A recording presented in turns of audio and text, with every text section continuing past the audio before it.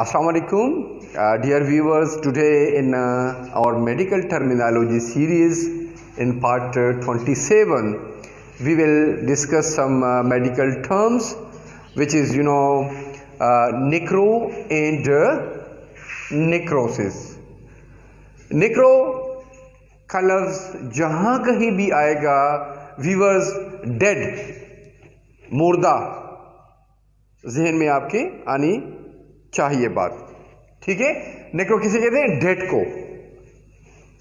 Dead body या कोई भी टिश्यूज है, सेल्स है, अगर वो डेड हुए हो तो नेक्रो का लफ्ज उसके लिए यूज होगा। नेक्रोसिस एज यू नो कि SIS जहाँ पे भी लगता है, ये एक प्रोसेस को इंडिकेट करता है, यानी वो प्रोसेस जहाँ पे टिश्यूज या कोई भी लिविंग चीज़ वो मर रही हो, डेड हो रही हो, तो दैट विल कॉल्ड नेक्रोसिस। अब इसको समझने के लिए हम आगे जाएंगे। फॉर एग्जांपल एक लफ्ज़ है नेक्रोलॉजी। व्यूअर्स, नेक्रोलॉजी उस इल्म को कहते हैं, उस स्टडी को कहते हैं जिसमें जो मुर्दों से मुतालिका उसकी जो स्टेटिस्टिक है, उनकी जो क्लासिफिकेशन है, या जो भी बात जो रिलेटेड किससे है, मुर्दों से मुतालिका है, वो नेक्रोलॉजी कहलाएगी। नेक्रो वही डेड बॉडी, लॉजी वही नॉलेज या स्टडी। एक और लफ्ज़ यहाँ पे लिखा हुआ है नेक्रोप्सी। नेक्रोप्सी व्यूअर्स पोस्टमार्टम को बोलते हैं। Post mean after, mortem death. तो जब कोई बंदा मरता है और उसकी पोस्टमार्टम होती है, तो उस प्रोसेस को, उस अमल को नेक्रोप्सी कहा जाता है। हाँ, एटॉप्सी एक और लफ्ज़ है जो भी यूज़ होता है फॉर पोस्ट मार्टम, जो इस मकसद के लिए कि ये जो बंदा मर गया है, क्यों मर गया है, किस वजह से है, वगैरह वगैरह, उसकी तरफ ज़्यादा डिटेल में नहीं जाएंगे। नाउ नेक्रो को समझने के लिए व्यूअर्स एक और लफ्ज़ है नेक्रोफोबिया। सिंपल सा वर्ड है ताकि आपको समझ आए। फोबिया एबनॉर्मल या बहुत ज़्यादा खौफ है किसी भी चीज़ से। अब कहाँ से है? नेक्रो, डेथ से, खौफ से। मतलब कि बंदा जो है वो हर वक्त डेथ से मुतालिका वो उससे डरेगा, खौफ खाएगा, मौत का खौफ कह सकते हैं, फियर ऑफ डेथ। इसी तरह फोबिया के साथ एक और लफ्ज़ है, दैट इज़ मेनिया। मेनिया भी एक एबनॉर्मल थिंकिंग है, सोच है, जो नेक्रो यानी मुर्दों से मुताल्लिक़ होगा। मतलब कि मुर्दों के बारे में ज़्यादा सोचेगा, इवन ख्वाहिश करेगा डेथ की, उसमें इंटरेस्ट लेगा मुर्दों में, वगैरह वगैरह। तो दैट कंडीशन, एबनॉर्मल कंडीशन, जो माइंड कंडीशन है, दैट विल कॉल्ड नेक्रोमेनिया। वो दिमागी खराबी, सोच की खराबी, जहाँ पे कोई भी बंदा हर वक्त मुर्दों से मुतालिका सोचता हो, उनको चाहता हो, वगैरह वगैरह। अब एक और लफ्ज़ है नेक्रोटाइजिंग जिंजिवाइटिस। डियर्स, जिंजिवाइटिस तो आपको पता है कि इन्फ्लेमेशन ऑफ गम्स है, ठीक है। अब ये जो नेक्रो का लफ्ज़ आया है, नेक्रोटाइजिंग, तो नेक्रोटाइजिंग से मुराद ये कि वो जो डेथ पैदा करे, जो नेक्रोसिस का बाइस बने, कोई भी वहाँ की उस इन्फ्लेमेशन वाली जगह की कोई टिश्यूज़ हो, सेल्स हो, उसमें क्या बोलते हैं,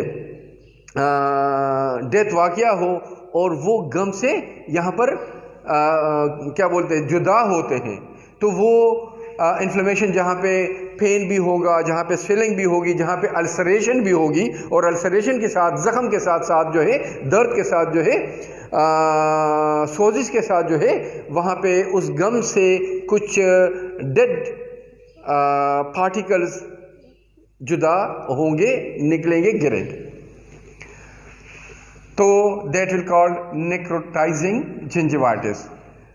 نیکروسپرمیا, سپرمیا وہی آپ کو پتا ہے کہ جو سپرم ہے, جو سپرماٹوزوا ہے سیمن میں, اس کو کہتے ہیں اگر وہ ڈیڈ زیادہ ہو, نارمل جتنی ڈیڈ اس میں ہونی چاہیے, اگر وہ اس سے بہت زیادہ اس کی جو ریشو ہے ڈیڈ سپرماٹوزوا کی وہ بہت زیادہ ہو, تو یا بالکل پورے کے پورے وہ ڈیڈ ہو, تو دیٹ کنڈیشن ول کالڈ نیکروسپرمیا. کہ سپرمز میں جو سپرم یا سپرماٹوزوا ہے وہ بہت زیادہ ڈیڈ ہے, مرے ہوئے ہیں.